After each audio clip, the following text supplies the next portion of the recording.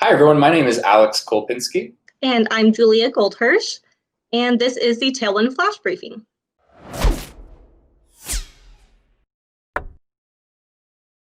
Bing is continuing to reveal some more information about some of the new factors that are going into their organic search ranking algorithm.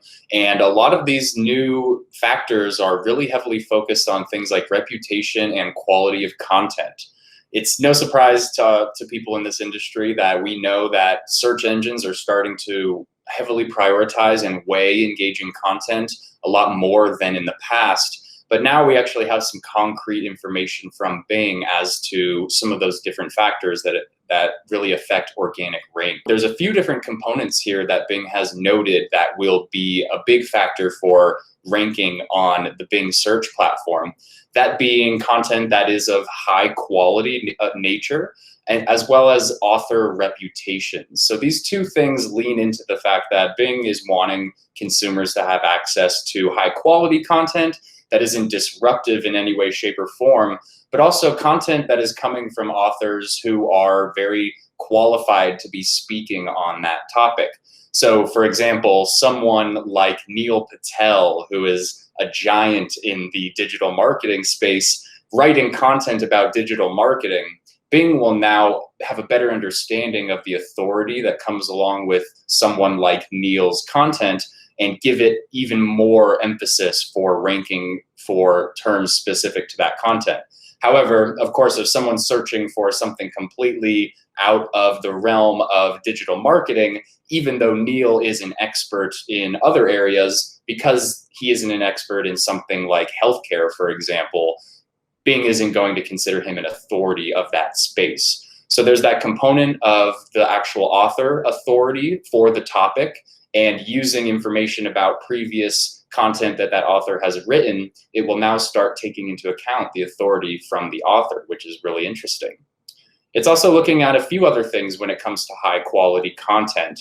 Of course, the nature of the web pages and how complete that content is, as well as transparency when it comes to who is writing that content. So if there isn't an actual author associated with the content, Bing might give you a strike for the organic ranking simply because the information for that isn't as transparent as they would like to see. There are also other factors when it comes to negative behavior or offensive comments, where if there's content on the page that is deemed negative or offensive, it's very likely to be incorporated into the SEO rankings, simply because Bing doesn't want users to be stumbling upon content that could be considered negative in nature. All of these things are obviously helpful for SEOs to better understand how they can prioritize content on websites to rank better on the Bing platform. And having some of this transparency directly from Bing is definitely nice so that we can have a better understanding of directly how we can affect some of the organic rankings when it comes to quality content on our websites, as well as author authority and transparency. Yeah, so what would you say are some ways that brands can show authority on their website then?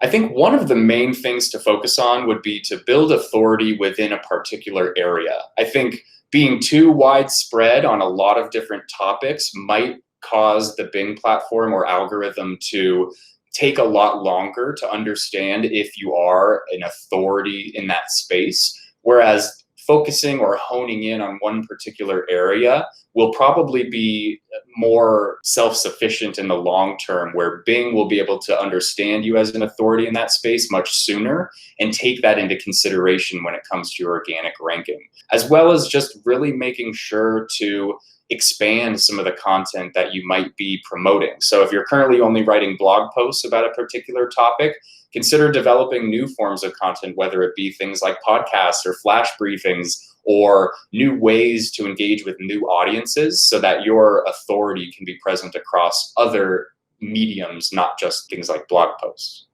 Yeah, definitely. I think having those different types of content really just helps to reach out to other audiences that may not be looking at your website in the traditional manner.